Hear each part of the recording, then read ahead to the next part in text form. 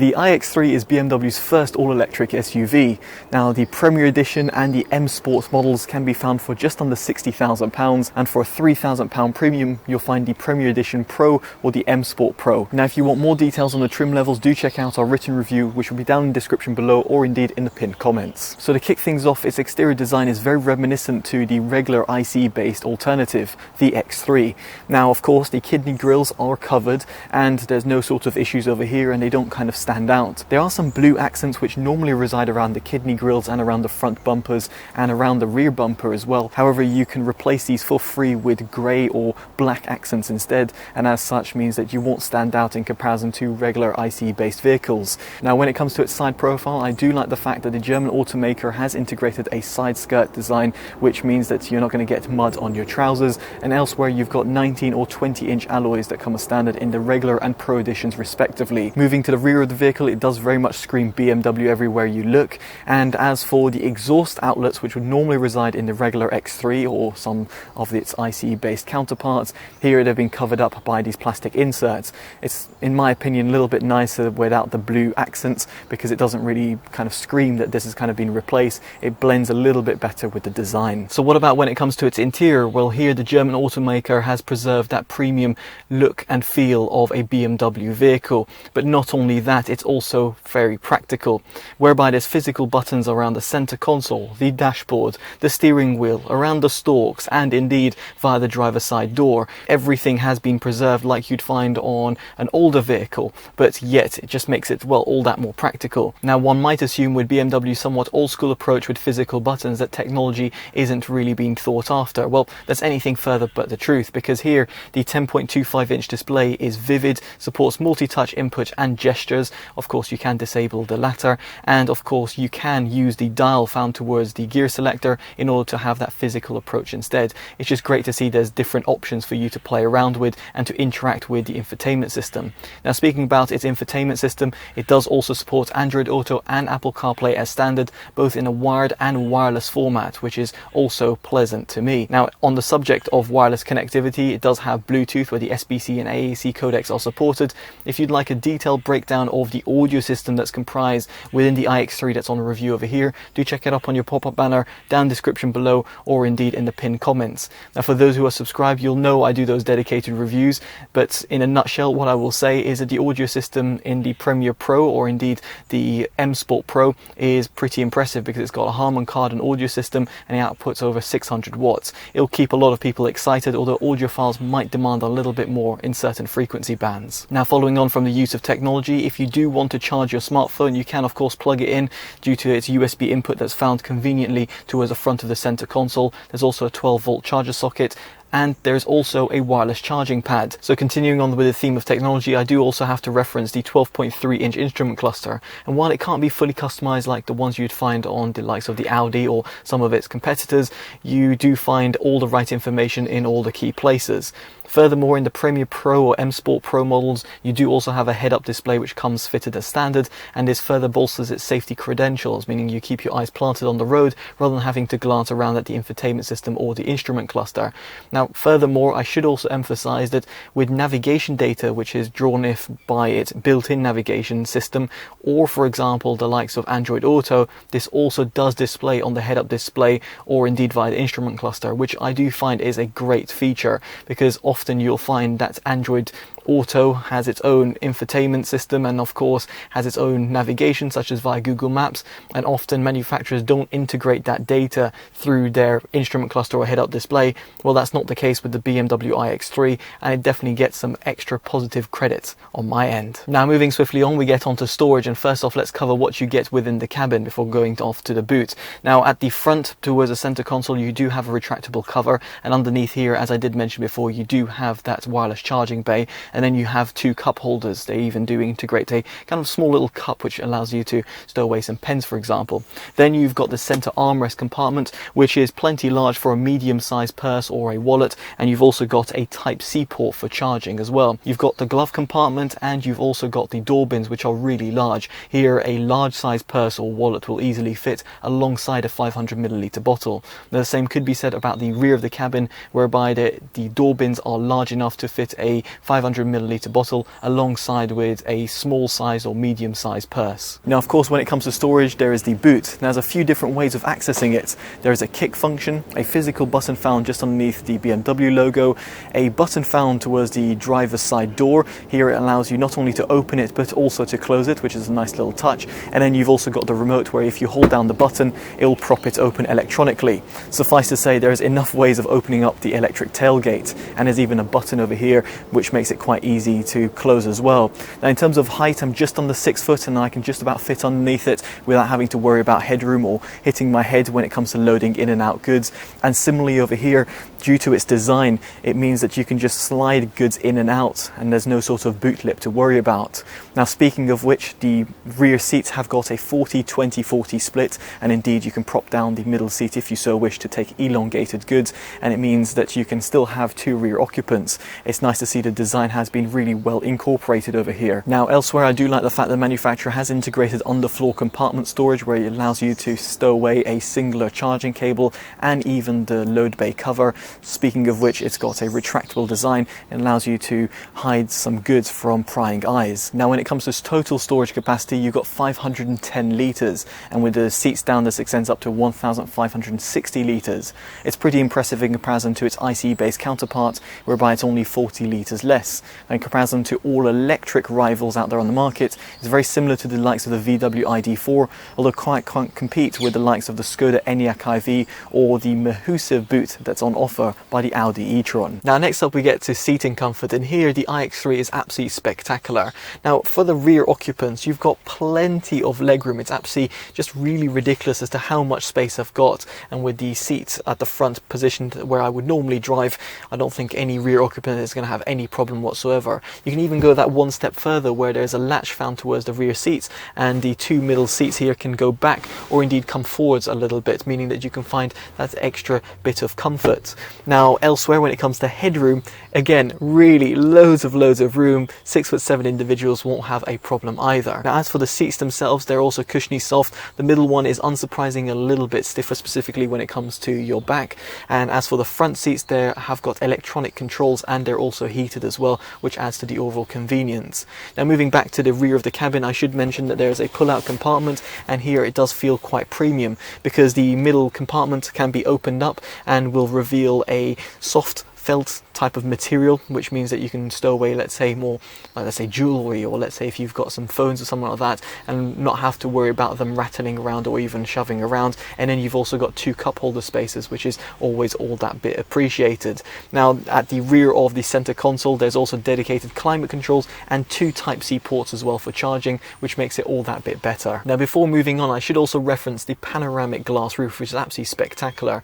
Now it should also be mentioned at the front of the cabin you can also open it a little bit in order to bring in some fresh air, which is quite useful, for example, if you're on the motorway, you don't want to bring down the windows.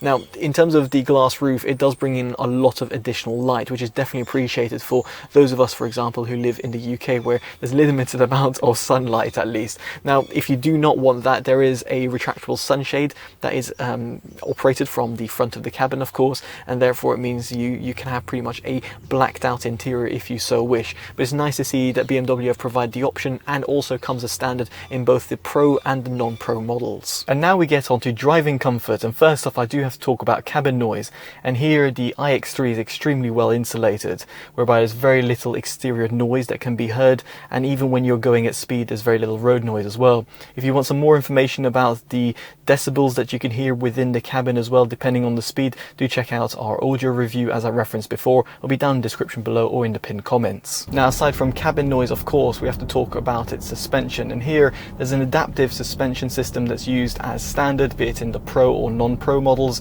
And what I found is that even though you're in the comfort mode, when you're going and pottering around town and going over speed bumps or potholes or rougher terrain, you can definitely feel it, and indeed you don't really hear it all that much because of the excellent cabin insulation that I mentioned before. But In comparison to other SUVs on the market, namely for example the Audi e-tron, here the BMW doesn't quite keep up, at least when it comes to driving around town. But where it really comes to life, and I think will please a lot of BMW fans, is that when you do lob it in terms of its sport mode, it stiffens up the suspension and also makes the steering wheel a little bit more responsive when driving at speed. And as such, the iX3 really does perform like a BMW and makes you feel like you're driving a BMW. It doesn't seem that you are driving another branded SUV and then with a BMW badge stuck onto it. So I like the fact that BMW really stuck to its guns in this domain and made it, well, a fantastic performer around country roads and indeed when it comes to handling. I would go as far as saying it's the best handling all-electric SUV that I've tested to date, and having tested over 40 different electric vehicles, it definitely is, well, a testament to how well BMW have done the setup of this car. However, it's not all rosy in that department. Now, BMW, in my opinion, is known for its performance, specifically when it comes to engines, but even when it comes to electric powertrains, you look at Formula E, for example, it's got a good pedigree when it comes to performance, but yet the iX3 only has a singular rear-mounted motor, and while it dispatches 400 Newton meters of torque, which will definitely send you flying a little bit at times when you put your foot down to the metal, it only dispatches around 210 kilowatts of power. That equates to 282 horsepower. Now, while its 0 to 60 time wasn't bad at a tested 6.28 seconds, it's still no match for vehicles that have a dual or tri-motor configuration instead. Indeed, some vehicles from Tesla or Volvo or any other alternatives that provide you that, well, won't quite compete in this domain and will mean that, well, the BMW will feel just all that little bit slower. And as for you German viewers or those who live around unrestricted roads, the top speed is limited to 111 miles an hour, and yes, that will suffice for a lot of consumers, but considering we're talking about a BMW over here that costs upwards of £60,000, one might have hoped that boundary to be a little bit pushed further, but alas, that's not the case. Now, normally I would say performance on an SUV isn't all that important, although we're talking about a pretty spenny BMW over here. But what about when it comes to range? Well, it has an 80 kilowatt hour battery pack, and I attained roughly 230 to 250 miles from my mixed driving test. Now, this is perfectly acceptable and should suffice for a lot of individuals. However, one should consider the likes of the Kia e-Niro, the Kia Soul EV, the Hyundai Kona Electric, the VW ID.4 all attain roughly 260 miles, let alone the likes of Tesla or the Skoda Enyaq iV, which push past that 300 mile mark and ultimately make the, well, iX3 look pretty poor when it comes to overall electric range. Now, for you to get energy back into the battery pack, you can use regenerative braking, and here I really do like the B mode that BMW have integrated. It somewhat reminds me of the BMW i3, where you can use a one pedal drive. Indeed, here you can actually come to a complete standstill when you lift off the accelerator pedal, and if you do not like that whatsoever, you can just go on to D mode. The problem I have, however, is the fact that the B mode is made by shifting left on the gear selector, which, while that might not seem too cumbersome to some people, if you're going into reverse quite often, let's say you're doing a 3-point turn, you have to shift back into D, go into reverse, then go back into D, and then shift back into B mode. Just a small little point there, but something that might annoy certain consumers when you're doing it, well, you're driving this as a daily driver and then running in B mode. Now, of course, if you want to reattain energy at a much faster rate, then you can, of course, plug it in. And here, through its CCS input, it does support 150 kilowatts, and therefore means you can go from roughly 0 to 80% in just around 34 minutes. If you were to go for a 50 kilowatt input instead, it will take around 1.5 hours. And if you were to go for a 11 kilowatt input, because it does have an 11 kilowatt onboard charger, and therefore if you have 3-phase power supply at home or at work, then it will take around 7.5 hours. Go for a 7 kilowatt input instead, and this figure will extend up to 11 to 12 hours. Now, as for visibility, the iX3 is absolutely faultless. At the front, the A-pillars are relatively small and actually been cleverly designed, so therefore it doesn't peer too much around your corner vision. The side profile as well makes it very easy to peer over to check for your blind blind spot, and of course you've got blind spot monitoring system, and we'll talk about that in very shortly. And then you have got the rear view window, which is plenty large, and despite its design means it's quite easy to look over your shoulder. Just to bolster all of this, you've got front and rear parking sensors and a rear view camera as well. There's also a panoramic view which allows you to check around your surroundings a bit more, and remote 3D in the Pro model, which means that it makes it all that bit easier when it comes to parking. Now moving on to safety, the iX3 scored 5 out of 5 stars on Euro NCAP's pretty rigorous crash tests. Therefore it'll keep you and your occupants safe in the unlikely event of a serious accident. Now while I can't quite comment on this, I can talk about the driver assistance systems. Now here the adaptive cruise control actually works an absolute treat. It keeps and regulates your distance from someone in front of you, and furthermore, if you combine this with the lane positioning assistant and the lane keep assistant, it means that it takes the stress away from motorway driving, therefore keeping you at the center of the lane at pretty much all times, while you just have to gently rest your hands on the steering wheels due to regulations. And so this all brings me on to my verdict. Would I recommend the iX3 specifically in comparison to its competitors, which I've mentioned throughout this review? Well, frankly, BMW have done a lot right. The design, the aesthetics, the technology implementation, even the driving dynamics, they all fit with the BMW brand.